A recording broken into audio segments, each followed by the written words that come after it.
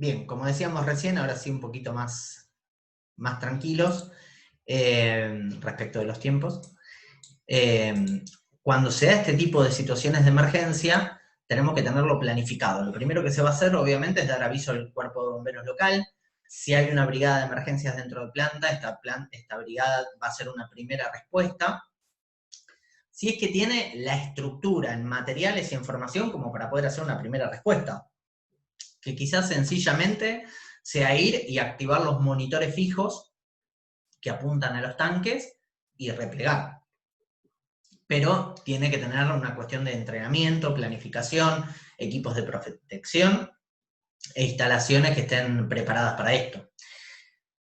Como responsables de seguridad y higiene, nosotros podemos consultar rápidamente la guía de SIKIME, nos va a dar principalmente cuál es el riesgo en su guía, si el primero es el riesgo de incendio o riesgo para la salud, nos va a dar qué tipos de equipos de protección necesitamos utilizar, cuál es la distancia de aislamiento inicial y si hace falta ampliarla en caso de incendio, cuál va a ser esa distancia de aislamiento que nos recomiendan. Nos va a decir con qué extinguir el incendio y con qué no, cuáles son las acciones de primeros auxilios, en fin. Obviamente, frente a un incendio de esta magnitud, ya tenemos que conocer qué hacer de forma anticipada, no nos podemos poner a leer en el momento de la emergencia. Nos puede servir como referencia, pero esto ya lo tenemos que tener estudiados, ¿sí? Principalmente, como bien decíamos recién, una de las cosas a tener en cuenta es que tenemos que ya tener anticipadamente gran caudal de agua asegurado. Por eso en este diagrama simbólico, fíjense que los tanques están muy cerca del río, inclusive para poder hacer un abastecimiento complementario a los tanques de almacenamiento que tiene el depósito de gas.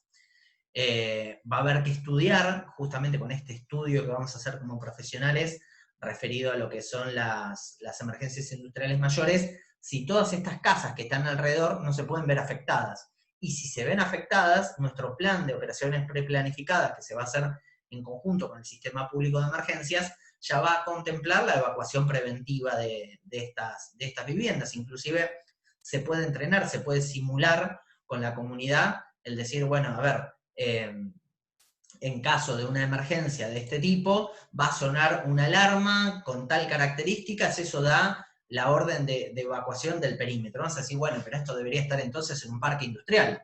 Sí, grandes almacenamientos de gas deberían estar en un parque industrial idealmente, pero nos encontramos, por ejemplo, frente a la universidad, sin ir más lejos de Loma, con una gran planta de gas que tiene un montón de tanques de almacenamiento, y esto tiene que ver con que son plantas fraccionadoras que después a su vez de ahí salen las garrafas, entonces está cerca de una zona urbana, inclusive como parte de la tesis que les comentaba que había hecho en su momento para la licenciatura, hicimos estos modelos, los pusimos en práctica, justamente estimando la potencialidad de daños que generaba una explosión en esa planta de gas y llegaba hasta el rectorado antiguo. Ella se mudó a donde están las facultades, pero el rectorado antiguo antes se veía afectado producto de la explosión.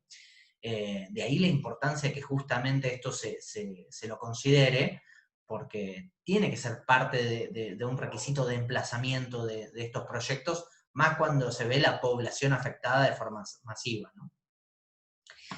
Obviamente no podemos pensar de que va a haber un bombero, un brigadista ahí enfriando con una línea de agua. Esto va a requerir de monitores fijos, monitores que lleven gran caudal y que ya estén direccionados hacia los tanques de almacenamiento de forma preventiva. Como dice el refrán, es mejor prepararse para algo que quizás nunca ocurra, que ocurra y nos encuentre sin estar preparados. Les voy a mostrar un video del fenómeno explosivo en sí mismo.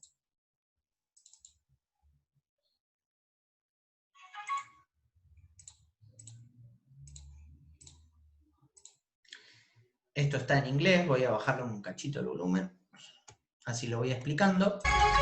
Acá vemos, esto es un ensayo, es una experimentación, vemos una chancha de gas que es... When a tank is exposed to sustained heat, such as from a fire, the liquid within the tank is forced to boil or vaporize, resulting in increased pressure in the tank. To prevent overstressing the tank, the relief device activates, venting the excess pressure. As pressure decreases in the tank, the valve begins to close.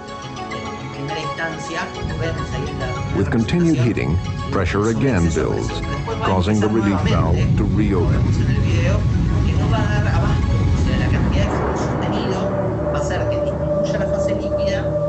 Where flames impinge on the tank below the liquid level, the liquid absorbs the heat, allowing the tank metal to remain at a safe temperature. With continued relief valve operation, the liquid level drops, exposing a greater area of the tank to the effects of heating. With the flames impinging on the vapor space of the tank, the temperature of the tank metal, uncooled by liquid, rises. At some point, due to the vapor pressure from within, the tank metal begins to weaken, stretch, and eventually tear. As the tank comes apart, large quantities of both liquid and vapor are released in a powerful explosion.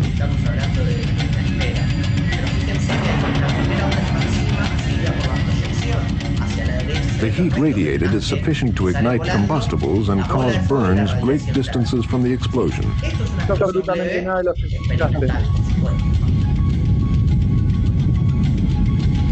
Tank sections containing rapidly igniting fuel can become flying missiles, traveling great distances, causing secondary fires and other damage.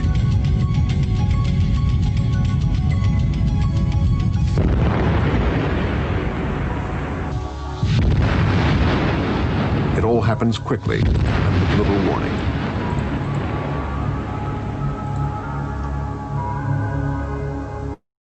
Bien, ahí me decían que había problemas con el audio del video. A rasgos generales, un poco lo que habíamos hablado al momento de explicar el fenómeno explosivo. El fuego afecta una parte puntual del tanque, hace que aumente esa temperatura, calienta la fase líquida empieza a descender, pero empieza a aumentar la fase gaseosa. Eso genera un aumento de presión dentro del tanque, que en principio va a ser liberada esa sobrepresión por la válvula de seguridad. Pero la válvula de seguridad tenía un límite, entonces llega un momento que el gas se libera a la atmósfera, se prende fuego, porque fuera hay llamas, entonces se va a incendiar ese escape de la válvula de seguridad, no va a dar abasto, la temperatura del tanque empieza a aumentar tanto que la resistencia del acero, de los metales que están conformando la cisterna, empiezan a perder su resistencia, se produce la falla catastrófica, revienta el tanque y todo ese gas que estaba almacenado en fase líquida pasa a fase gaseosa, aumenta mucho su volumen, por eso que salen proyectados restos del tanque muy lejos, y se genera una gran bola de fuego. Esa bola de fuego genera radiación térmica. Eso imagínense que está a baja escala, estamos hablando de una chancha de gas.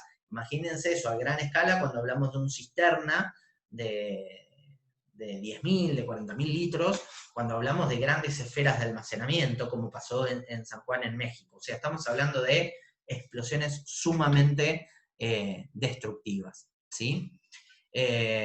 Para que se den una idea, les muestro un video, ¿sí? Esto es una explosión, para que se den una idea de las potencialidades destructivas, por ejemplo, de lo que es transporte, ¿no?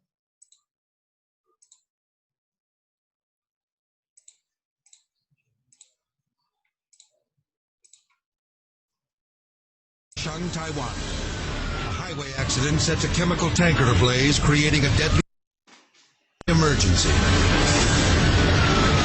The truck is filled with styrene, one of the world's most dangerous industrial chemicals. The substance is highly toxic and extremely explosive.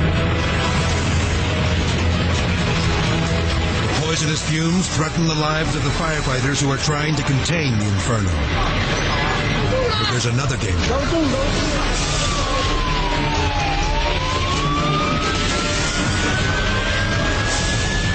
The tanker's internal cooling system has failed, and now the styrene is a ticking time bomb.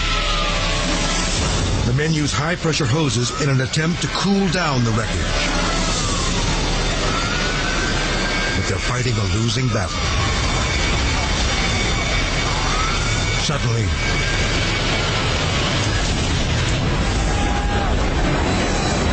the tanker explodes, filling the sky with a monstrous cloud of flames and burning ash. Watch again as 4,000 gallons of styrene ignite into a cyclone of fire. raining molten debris down on the helpless firefighters.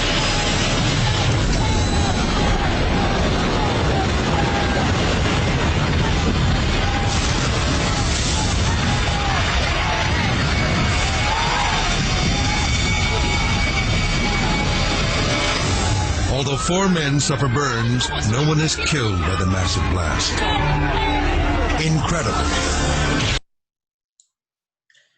Bueno, ahí como vemos, hubo una explosión muy grande en un tanque cisterna, producto del incendio, y fíjense que hay algunas particularidades a tomar en cuenta. Primero, de que los bomberos, esos en Taiwán, ya todo empieza mal. Fíjense que hay un periodista arriba del autobomba que está filmando, pero fíjense que necesitan, de ahí la importancia de los monitores fijos, porque uno también en el sistema de emergencias puede montar monitores transportables, dejarlos y replegar por una cuestión de seguridad. En ese momento los bomberos están trabajando con una línea. Fíjense que inclusive algunos usaban trajes aluminizados, que son trajes que están compuestos por una tela con aluminio, para la redundancia, que eso permite reflejar más del 90% del calor radiante, o sea, eso es para estar cerca de altas temperaturas. ¿Por qué? Porque como lo que estaba incendiado inicialmente eran los neumáticos del tanque cisterna, se necesitaba apagar los neumáticos, y apagar neumáticos cuesta un montón. Entonces lo que estaban haciendo era utilizar espuma. Vieron que había un líquido blanco que estaban utilizando como método de extinción. Eso era espuma. El problema de la espuma justamente es que no me permite tirarlo desde muy lejos. Yo necesito utilizar unas lanzas especiales que inyectan aire en la mezcla del agente espumígeno con el agua. Eso va a generar la espuma, pero necesito estar mucho más cerca. Por eso la exposición de los bomberos de Taiwán con esos trajes aluminizados. Llega un momento que hay ciertos signos que yo puedo empezar a evidenciar en el tanque, como la decoloración. O sea, ya no veo el nombre de la empresa, ya el camión, el cisterna empezó a cambiar de color, ya se quemó todo lo que es la pintura exterior, y empieza a haber un cambio de coloración, que va de ese azulado, va pasando un color mucho más rojizo, en la zona puntual de mayor calentamiento. Se dispara la válvula de seguridad, ese gas se incendia, inclusive empieza a salir ese silbido ensordecedor, empieza a crepitar.